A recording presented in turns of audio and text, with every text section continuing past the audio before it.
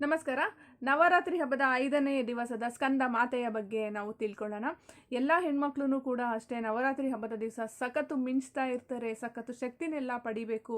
ಬೇರೆ ಕೆಟ್ಟದ್ದು ಏನೇನಿದೆಯೋ ಅದನ್ನೆಲ್ಲದನ್ನು ಕೂಡ ರಿಮೂವ್ ಮಾಡ್ಕೋಬೇಕು. ಜೀವನದಲ್ಲಿ ಬರುವಂತಹ ಕೆಲವೊಂದು ಸಮಸ್ಯೆಗಳು ಏನೇನು ಎದುರಾಗ್ತಾ ಇದೆಯೋ ಅದನ್ನೆಲ್ಲ ನೋಟ್ ಮಾಡಿಕೊಂಡು ಕೆಲವೊಬ್ಬೊಬ್ಬರೆಲ್ಲ ನಿಂಬೆಹಣ್ಣು ಆರತಿ ಮಾಡೋ ಅಂಥದ್ದು, ದೇವಿ ಕತೆ ಓದೋ ಅಂಥದ್ದು, ಈ ನವರಾತ್ರಿಯ ಸಮಯದಲ್ಲಿ ಮತ್ತು ಬನ್ನಿ ಮರದ ಪೂಜೆಯನ್ನು ಮಾಡೋ ಅಂಥದ್ದು ಇದನ್ನೆಲ್ಲದನ್ನು ಕೂಡ ಮಾಡ್ತಾ ಇರ್ತಾರೆ. ಒಂದೊಂದು ದಿವಸದ ಒಂದೊಂದು ರೀತಿಯಾಗಿರ್ತಕ್ಕಂಥ ದೇವಿ ಶಕ್ತಿಯ ಕಥೆಯನ್ನು ಕೇಳೋದಕ್ಕಾಗಲಿ ನನಗೆ ಹೇಳೋದಕ್ಕಾಗಲಿ ತುಂಬಾ ಇಷ್ಟ ಆಗುತ್ತೆ. ನೋಡಿ, ಇವತ್ತಿನ ಅವತಾರ ಸ್ಕಂದ ಮಾತಾ ಅಂಥೇಳಿ. ಹೀಗೆ ಶಿವಪಾರ್ವತಿಯರು ಮದುವೆ ಆದಮೇಲೆ ನಂತರ ಈ ಮಗು ಜನನ ಆಗಬೇಕಲ್ವಾ. ಈಗ ತಾರಕಾಸುರನು ಕೂಡ ವರವನ್ನು ಕೇಳಿರ್ತಾನೆ, ನನಗೆ ಸಾವೇ ಬರಬಾರ್ದಪ್ಪ ಅಂಥೇಳಿ. ಆಯಿತು, ಸಾವು ಬರೋದಾದರೆ ನನಗೆ ಶಿವಪಾರ್ವತಿಯರ ಒಂದು ಸಮ್ಮಿಲದಿಂದ ಹುಟ್ಟಿದಂತಹ ಮಗುವಿನಿಂದನೇ ಸಾವು ಬರಬೇಕು ಅಂತೇಳ್ಬಿಟ್ಟು ತಾರಕಾಸುರ ಕೇಳ್ಕೊಂಡಿರ್ತಾರೆ.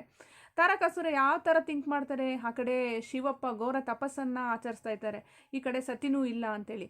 ಆದರೆ ದೇವಾನ್ ದೇವತೆಯರು ವರವನ್ನು ಕೊಟ್ಟಂಥವ್ರು ಎಷ್ಟು ಬುದ್ಧಿವಂತರು ಅಂತೇಳ್ಬಿಟ್ಟು ನಾವು ಈ ಪುಣ್ಯ ಕಥೆಗಳಲ್ಲೆಲ್ಲ ನಾವು ತಿಳ್ಕೊಂಡಿದ್ದೀವಿ. ಹಾಗೆ ಇವಾಗ ತಾರಕಾಸುರನನ್ನು ಸಂಹಾರ ಮಾಡಬೇಕು ಅಂದಾಗ ಈಗ ಸುಬ್ರಹ್ಮಣ್ಯ ಸ್ವಾಮಿ ಹುಟ್ಟಬೇಕಲ್ವ ಪಾರ್ವತಿ ದೇವಿಯ ಹೊಟ್ಟೆಯಲ್ಲಿ. ಹೀಗೆ ಮಗು ಜನನ ಆದಮೇಲೆ ಏನು ಶಿವನ ಒಂದು ತೇಜಸ್ಸಿನಿಂದ ಹುಟ್ಟಿದಂತಹ ಮಗು ಏನಿದೆ ಅಲ್ವಾ, ಅದು ಸಿಕ್ಕಾಬಟ್ಟೆ ತೇಜಸ್ಸು ಅಂದರೆ ಸಿಕ್ಕಾಬಟ್ಟೆ ತೇಜಸ್ಸು. ಆ ಒಂದು ಹಬೆ ಪಾರ್ವತಿಗೂ ಕೂಡ ತಡ್ಕೊಳಕ್ಕಾಗ್ತಾ ಇರಲ್ಲ.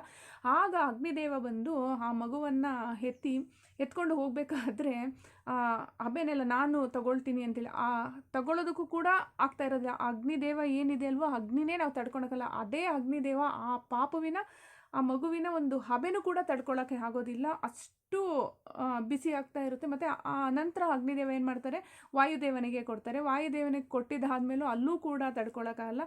ನಂತರ ಗಂಗೆಗೆ ಕೊಡ್ತಾರೆ. ಗಂಗೆಗೆ ಕೊಟ್ಟಿದ್ದಾದಮೇಲೆ ಏನಾಗುತ್ತೆ ಅಂದರೆ ಅಲ್ಲಿ ನೀರನ್ನು ಕೂಡ ಕುದಿಯೋದಕ್ಕೆ ಶುರುವಾಗುತ್ತೆ. ಅಲ್ಲೂ ಕೂಡ ಏನು ತಡ್ಕೊಳಕ್ಕಾಗ್ದಲೇ ಶರವಣ ಭವ ಒಂದು ಕಾಡಿನಲ್ಲಿ ಆ ಒಂದು ಮಗುವನ್ನು ತುಂಬ ಸುರಕ್ಷಿತವಾಗಿ ಅಲ್ಲಿ ಇಡ್ತಾರೆ. ಆ ಒಂದು ಮೊಟ್ಟೆಯನ್ನು ಇಟ್ಟಿದ ನಂತರ ನೆಲಕ್ಕೆ ಸ್ಪರ್ಶಿಸ್ತಾ ಇದ್ದಂಗೆ 6 ಮಕ್ಕಳು ಆಗೋಗ್ತಾರೆ ಅಲ್ಲಿ.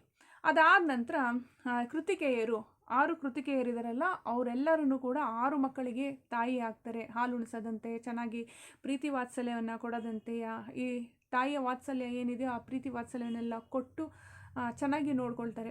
ಅದಾದ ನಂತರ ನೆಕ್ಸ್ಟು ಶಿವಪಾರ್ವತಿಯರು ತನ್ನ ಮಗುವನ್ನು ನೋಡೋದಕ್ಕೆ ಶರಣಭವ ಕಾಡಿಗೆ ಬರ್ತಾರೆ. ಬಂದಿದ್ದಾದಮೇಲೆ ಆ ಪಾರ್ವತಿ ದೇವಿ ಮಗುವನ್ನು ಕಂಡು ಎತ್ತಿ ಮುತ್ತಾಡೋದಕ್ಕೆ ಅಂತೇಳಿ ಎತ್ಕೊಂಡಿದ್ದ ತಕ್ಷಣ 6 ಮಕ್ಕಳಿದ್ದವರು ಒಂದೇ ಮಗು ಆಗ್ತಾರಂತೆ. ಅಂದರೆ ದೇಹ 1, 6 ಮುಖ, ಷಣ್ಮುಖ, ಮುಖ 6 ಇದೆ, ದೇಹ 1 ಇದೆ. ಅಂದರೆ ಆ ಮಗುವಿನಲ್ಲೂ ಕೂಡ ಅಷ್ಟು ತೇಜಸ್ಸು, ಕಳೆ ಸಿಕ್ಕಾಬಟ್ಟೆ ಸಖತ್ತು ಇಷ್ಟಪಡ್ತಾರೆ ಶಿವಪಾರ್ವತಿ. ತನ್ನ ಮಗು ಎಷ್ಟು ಚೆನ್ನಾಗಿದೆ, ಎಷ್ಟು ಮುದ್ದಾಗಿದೆ ಅಂಥೇಳಿ. ಹೀಗೆ ಒಂದು 4-5 ದಿವಸ ಆದಮೇಲೆ ಒಂದು ಯುವಕನಾಗಿ ಬೆಳಿತಾನೆ. ಬರೀ 4-5 ದಿವಸಕ್ಕೇ ಸುಬ್ರಹ್ಮಣ್ಯ ಸ್ವಾಮಿ ಬಗ್ಗೆ ಎಲ್ಲರಿಗೂ ಕೂಡ ಗೊತ್ತಿರ್ತಕ್ಕಂಥ ವಿಷಯನೇ.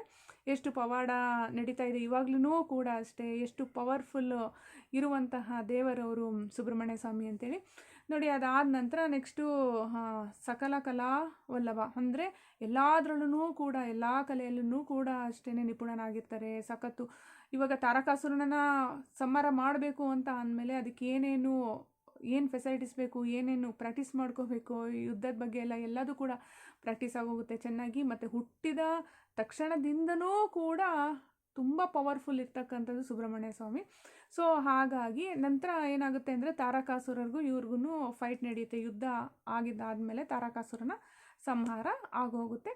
ಅದಾದಮೇಲೆ ನೆಕ್ಸ್ಟು ತಾಯಿನೂ ಕೂಡ ಅಷ್ಟೇ ಸುಬ್ರಹ್ಮಣ್ಯಗೆ ಬೇಕಾಗಿರ್ತಕ್ಕಂತಹ ಒಂದು ಆಯುಧವನ್ನು ತುಂಬ ಶಕ್ತಿ ತುಂಬಿ ಕೊಡ್ತಾರೆ.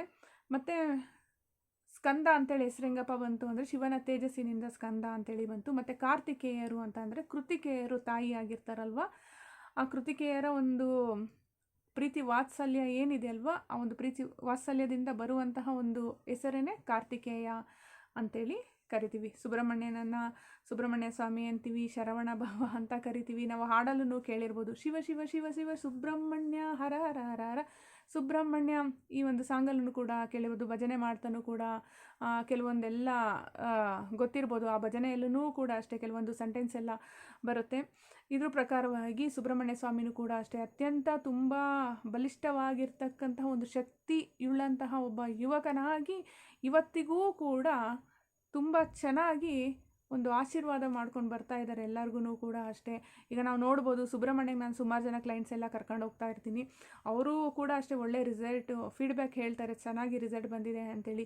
ಈಗ ನಾನೊಂದು ಅರಿಶಿನ ಸ್ನಾನ ಮಾಡಿಸೋದಾಗಲಿ, ಅಲ್ಲಿ ಗಂಗಾ ಪೂಜೆ ಮಾಡಿಸೋದಾಗಲಿ, ಆ ಹುತ್ತದ ಸುತ್ತ ಒಂದು ನಮಸ್ಕಾರ ಮಾಡ್ಕೊಬರೋದು, ಉರುಡು ಸೇವೆ ಮಾಡೋದೆಲ್ಲ, ಅಂದರೆ ಆ ಒಂದು ಮಣ್ಣಿಗೆ ಅಷ್ಟೊಂದು ಶಕ್ತಿ ಇದೆ ಅಲ್ಲಿ. ಅಲ್ಲಿ ಹೋಗಿ ಹೆಜ್ಜೆ ಇಟ್ಟು ಬಂದರೆ ಏನೋ ಒಂಥರ ಪಾಸಿಟಿವ್ ಎನರ್ಜಿ ಬರುತ್ತೆ. ಹಾಗಾಗಿ ಕೆಲವ್ರಿಗೆಲ್ಲ ಈಗ ಕೈಮದ್ದು ಬಿದ್ದಿರುತ್ತಲ್ಲ ಅಂಥವ್ರಿಗೂ ಕೂಡ ತುಂಬ ಹೇಳ್ತಾ ಇರ್ತೀನಿ. ಕೆಲವೊಂದು ದೋಷಗಳು ಅಂತೇಳೆಲ್ಲ ಬಂದಿದ್ದಾಗ ನಾನು ವಾಟರ್ ಥೆರಪಿದೆಲ್ಲ ಹೇಳ್ತೀನಲ್ಲ, ಅಲ್ಲಿ ಬಂದಿದ್ದ ಆದಮೇಲೆ ಎಷ್ಟೋ ಜನಕ್ಕೆ ಬದಲಾವಣೆ ಆಗಿದೆ. ಅಂದರೆ ಅಷ್ಟೊಂದು ಶಕ್ತಿ ಸಾಮರ್ಥ್ಯ ಇದೆ. ನಾನು ತುಂಬ ವರ್ಷದಿಂದ ಹೋಗ್ತಾ ಇದ್ದೀನಲ್ಲ, ಜೀವನದಲ್ಲಿ ಎಷ್ಟೋ ಬದಲಾವಣೆ ಆಗಿದೆ. ಸುಬ್ರಹ್ಮಣ್ಯ ಅಂದ್ರೇ ಅಷ್ಟು ಶಕ್ತಿಶಾಲಿ, ಅಷ್ಟು ಒಂದು ಒಳ್ಳೆ ಪ್ಲೇಸು. ಮತ್ತು ಅಲ್ಲಿ ನೆಲೆಸಿರ್ತಕ್ಕಂಥ ಸುಬ್ರಹ್ಮಣ್ಯನೂ ಕೂಡ ತುಂಬ ಶಕ್ತಿ ಅಂದರೆ ಸಿಕ್ಕಾಬಟ್ಟೆ ಶಕ್ತಿಶಾಲಿಯಾಗಿದೆ. ಸಖತ್ತು ಒಳ್ಳೆ ರಿಸಲ್ಟ್ ಬರುತ್ತೆ.